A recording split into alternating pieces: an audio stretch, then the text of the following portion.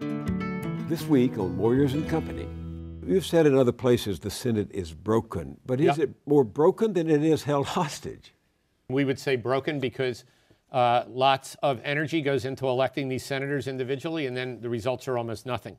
So that's why we would say broken. You could definitely say it's held hostage, but we would say broken because I think regardless of how the deck stacks up, Republicans, Independents, and Democrats, it should not function this way. I mean, we really do believe that.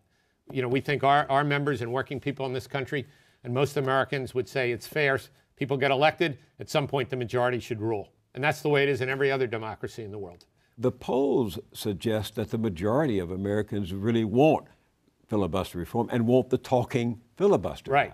Overwhelming majority, you know, 2/3 at least. And in fact, on the other side, like 7 or 8 or 9% say, oh yeah, they should be able to phone in from their fundraiser, which is what they do, and say, I object. And then you're in unanimous consent. And now to get out of unanimous consent, you need 60 votes to move forward.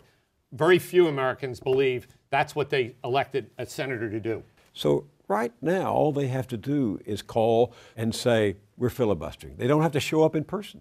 No, they don't show up at all. They just call the cloakroom, and the objection to the unanimous consent is recorded, and that's it. That now shifts the burden to the 60 to show up and say, let's proceed. So the 40 don't have to be there at all. All you need is one. One senator out of 100 triggers the obligation to turn up 60.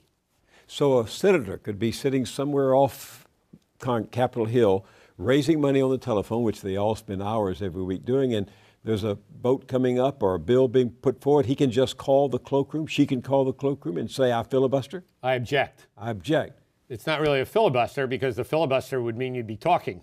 So all they got, in this case, they just say, I object.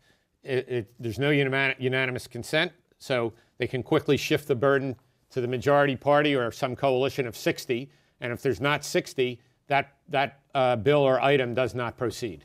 It could be a nomination. It doesn't even have to be legislation.